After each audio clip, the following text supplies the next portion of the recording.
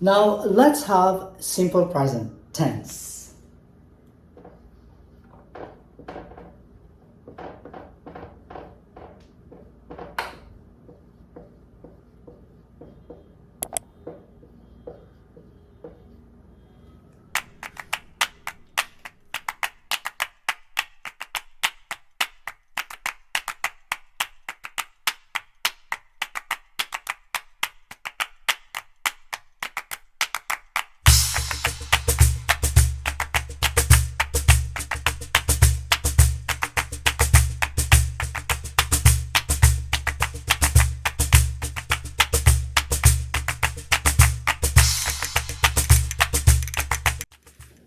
Simple present tense. There are two basic usages of simple present tense. One is to state a fact, and another one is to state a habit or regular action. Stating a fact, for example, the sun rises in the east. Expressing a habit or regular action, he takes a shower every day. Now, let's take a look at the affirmative statement. Affirmative statement, or you can also say positive statement. If your subject is singular, the verb takes an S form. If your subject is plural, the verb takes a base form. So, singular subjects are he, she, and it, or actually other singular subjects. Examples of plural subjects are we, you, they, including I. Okay, again, so if your subject is he, she, it, the verb takes an S form, as you can see here. So there's S here, takes. If your subject is plural, for example, we, you, they, including I, your verb takes the base form, meaning it has no S at the end. All right, so example, he takes a shower every day. They play football on weekends. Okay, remember, in making positive statement or affirmative statement, singular subject, again, takes S form, while plural subject takes the base form. Is it clear? Now let's have negative statement. If your subject is singular, you will have to use doesn't and then the base form of the verb, of the main verb rather. And if your subject is plural, you're going to use don't and then the base form of the main verb. Okay? The main verb must always be in the base form. Okay? Again, if your subject is singular, use doesn't and then the main verb is in the base form. And if your subject is plural, use don't and the main verb is in the base form. Okay, example, she doesn't come late. We don't cook dinner. Okay, what usually happens here is that some learners actually commit mistake in, for example, if the subject is singular, they think that the main verb must also have the S form, just like in the affirmative statement. No. If the subject is singular, since you have doesn't here, you are forming a negative statement, so you use doesn't, then the base form is in the main, the main verb is in the base form. Okay? So whether your subject is singular or plural, always the base form of the main verb is being used. All right, I hope it's clear. Now, in question, you are going to use does for singular subject like he, she, or it. And then the same thing, the main verb must be in the base form. Okay? Now, if your subject is plural like they, then you're going to use do and your main verb is in the base form.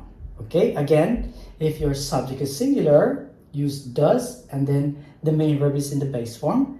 Use do for plural subject and then your main verb must be in the base form. All right? You must be concerned about whether your subject is singular or plural, because the form of the verb depends on your subject. Okay? Now, let's go to the short tenses. How do you make short tenses? For example, if the question goes like this, does he do his homework? Then you say, yes, there is a comma after yes.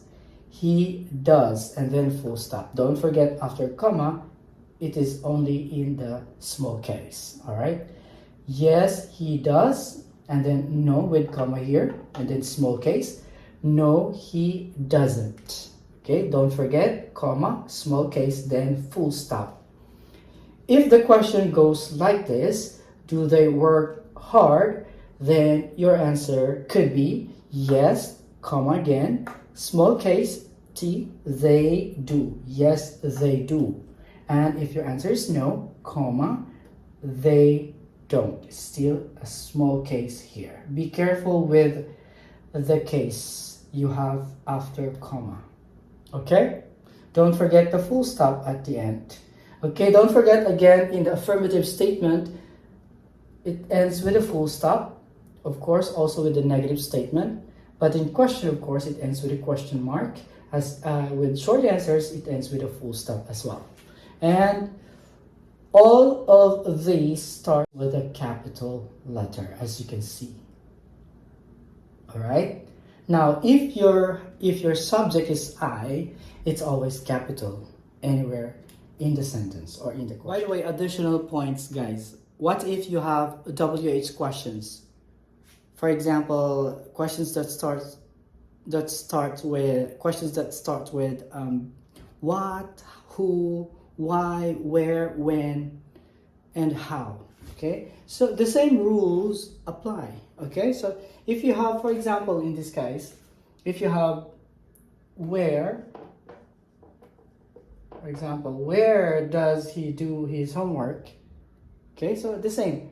You're going to use does for singular subject and then base form of the main verb. If your subject is plural, use do. Okay, now the thing is, this must start with a small case this time. So because you already have the word where, okay, where it starts with a capital letter.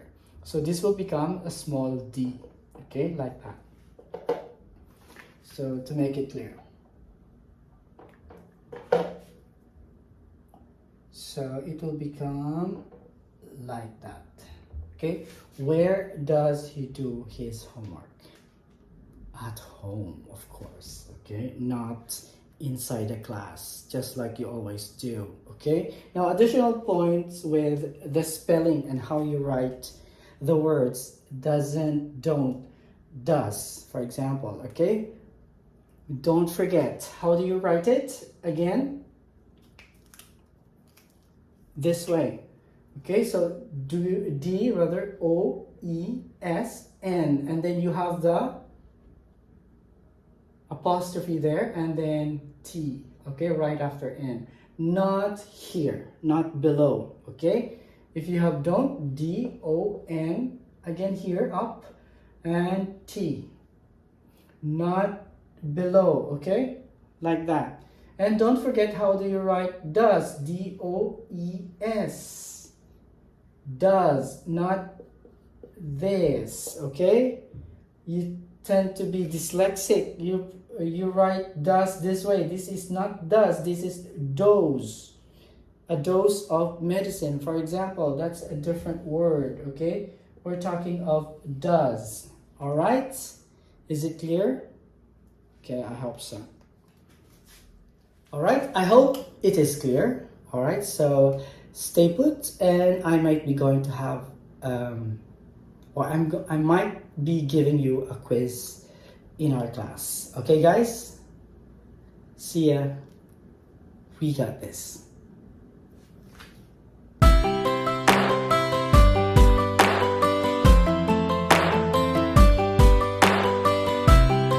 Please don't forget to hit the subscribe button.